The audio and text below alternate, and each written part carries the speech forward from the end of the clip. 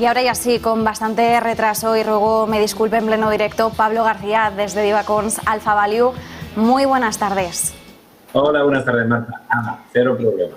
Pablo, que teníamos ahí problemillas técnicos y hemos tenido que pasar a la Reserva Federal de San Luis porque no podíamos posponer muchísimo más esa entrevista. Creo que la has estado escuchando un poquito de fondo. Hemos visto cómo el vicepresidente colega de James Bullard, Carlos Garriga, ha sido bastante cuidadoso. Estamos acostumbrados siempre a que los bancos centrales hablen con mucho cuidado a la hora de no poder aportar ningún mensaje que pueda provocar sorpresas o alarmas o alguna reacción brusca.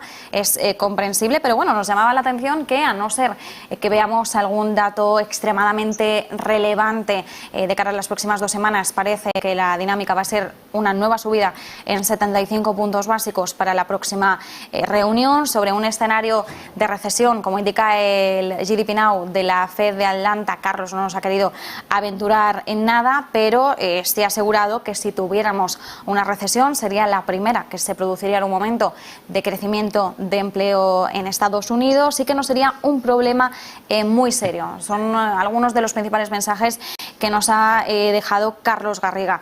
Pablo, un primer comentario sobre esto, porque no sé cuál es la visión que estás viendo tú en estos momentos. Bueno, pues la verdad que es muy interesante y muy de acuerdo con don Carlos. Es decir, yo he insistido muchas veces en Negocios Televisión que la Fed es contundente y sobre todo está actuando con reactividad. Es decir, sabe el señor Powell y todos los miembros del Comité Abierto de la Reserva Federal que subir los tipos con fuerza debido a la inflación puede generar obviamente tensiones en la demanda, en los créditos y obviamente provocar una desaceleración. Pero hay que hacer lo que hay que hacer. Es decir, vamos a tener seguramente, según los swaps dicen, para junio o julio del año que viene, la posibilidad de esa herramienta tan varita mágica de poder bajar los tipos cuando sea necesario. Algo que no va a tener el Banco Central Europeo porque va a entrar en esta inflación, como hemos insistido.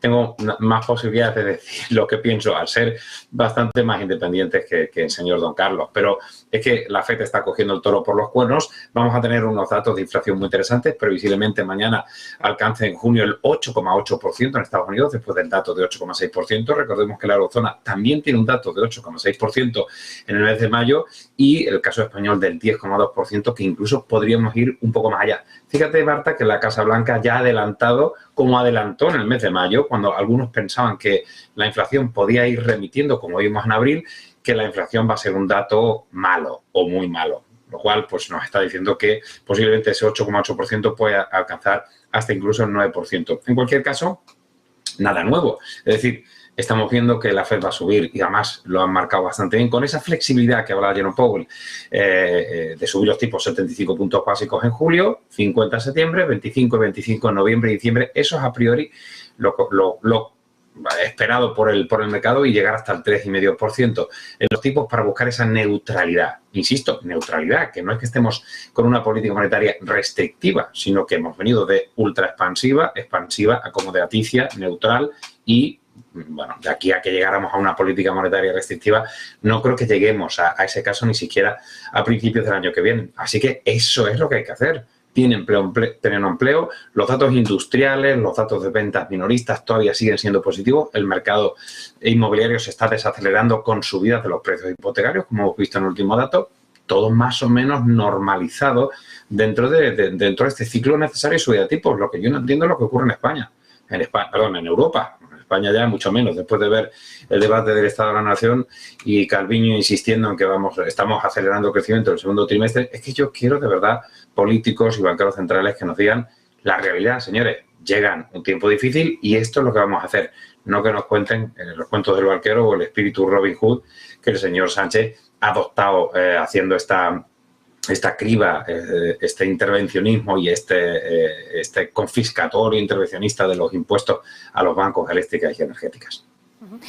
Pablo, más allá de este repaso, como decías, tú tienes algo más de manga ancha para poder hablar sin ningún tipo de problema y sin esa repercusión, ¿no? Que además imaginamos que también puede recibir más de un toque a alguno de los miembros de la FED si hablan más de la cuenta. Hoy lo que estamos viendo son bueno, caídas brutales para la banca española. De hecho, hemos llegado a ver descensos mucho más pronunciados que los que estamos viendo en estos momentos. De hecho, CaixaBank en estos instantes supera las caídas de Banco Sabadell que se ha llegado a dejar un 12% en el día de hoy, y junto a la banca también estamos viendo las caídas de las energéticas en un día en el que el Gobierno ha anunciado dos impuestos para estos dos sectores, banca y energéticas, hablando mal y pronto, para sacar tajada de los beneficios extra caídos del cielo de las energéticas y, por otro lado, de los mayores ingresos que vaya a obtener la banca a tenor de esas subidas de tipos de interés por parte de del Banco Central Europeo. Pablo, ¿cómo estás viendo estos movimientos, este impacto? ¿Qué escenario está descontando el mercado para semejantes caídas? Yo soy muy crítico con este tipo de cosas, ¿no? Yo creo que es confiscatorio, que es intervencionista. No hay dinero para todos. Sánchez no puede usted ir dando cheques y cuando se acaba de decir, bueno, ¿y ahora dónde sacamos el dinero? Pues ahora nos vamos por los bancos, por las energéticas, por las eléctricas. Bueno, pero esas compañías tienen sus accionistas que también son los mismos a los que le has dado el dinero, y entonces te estás cargando ese tipo de compañías, que te vas a cargar el empleo, que te vas a cargar el crédito. Es decir, o el señor Sánchez, no sé, esta versión Robin Hood no me gusta, o es hipócrita o es ignorante, una de las dos, o lo peor sería que fuera ambas cosas. Es confiscatorio, es expropiatorio, no tiene ningún sentido. Además, esa quimera de cómo suben los tipos, vas a tener los márgenes más amplios, entonces el net interest income va a subir sine die y tus ROE van a crecer, tus rentabilidades sobre fondos propios van a crecer. Eso no es verdad. Es decir, es verdad que cuando se amplían los diferenciales, los spreads, los bancos pueden intentar sacar algo más de dinero, pero cuando eso te llega con un periodo de desaceleración, que la mora se va a incrementar, que tienes que echar un poco el freno de la concesión de créditos porque se deteriora el entorno económico con una crisis energética, etc., etc., eso no es tan obvio que vaya aquí a ganar un dinero a mansalva y entonces lo vendes en un gobierno socialista comunista como, no, es que estamos aquí para coger el dinero de los ricos y dárselo a los pobres. Es que es una majadería, lo siento, es que no puedo con ese tipo de argumentos tan falaces y tan hipócritas. Entonces, bueno, pues insisto que no puedo combinar con estos argumentos. No hay dinero y hay que sacarlo de donde sea. Y de donde sea pues le pegamos el golpe, el estacazo a las energéticas, a las eléctricas o a los bancos. Pero no olvidemos que al final nosotros somos todos ellos accionistas o seremos clientes, y eso al final se trasladará a los precios finales con restricción del crédito o con subida de los precios de las hipotecas.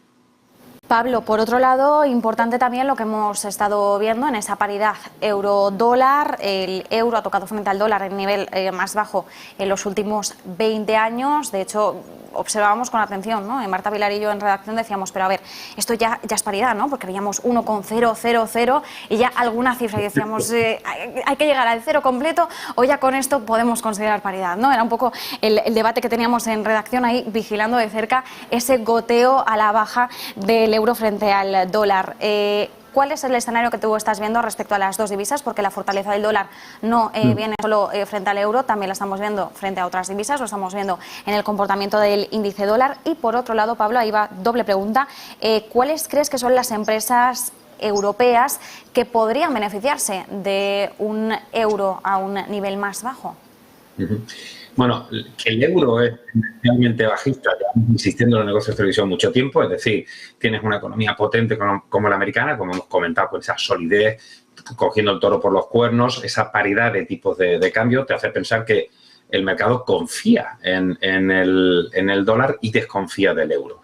Fíjate que hemos tenido mucha indefinición entre la inflación, la recesión. La inflación ha provocado caídas de precios de los bonos, subidas de las TIRES. Cuando hablamos de recesión es todo lo contrario, buscamos el activo refugio, suben los precios de los bonos, baja las TIRES. Es decir, hay muchas dudas al respecto con el tema de la inflación, la recesión. Pero con el euro yo creo que ha sido bastante claro y bastante tajante. Hemos ido insistiendo que todo abogaba, salvo que el Banco Central Europeo empezara a repuntar tipos. Y de hecho vimos hace un mes, una cosa así, cuando el euro rebotó a 1,07, fue cuando Christine Lagarde parecía que se ponía más hawkish, si eso es hawkish, estando los tipos todavía en el 0%, hablando de subidas de tipos y provocó una cierta apreciación del euro que estimamos que era efímera y así se ha dado el caso.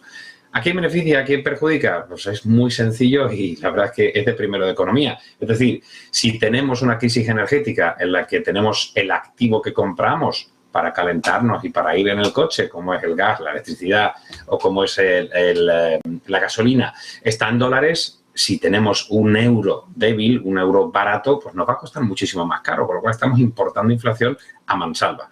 ¿A quién beneficia? A las compañías exportadoras. Hoy hemos visto las cifras, ayer tras el cierre, hoy le está cotizando BASF, la química alemana, y claro, hemos visto un impacto positivo porque ellos exportan. Entonces, claro, se abarata tu moneda extranjera expresada en moneda nacional, es decir, tu euro, y sales y eres más competitivo en el extranjero. Es lo único bueno que tiene.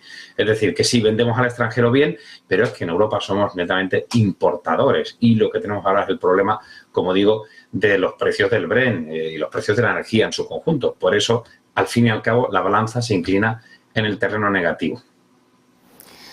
Pablo García, desde Divacons Alpha Value, como siempre, muchísimas gracias por este análisis. Un placer.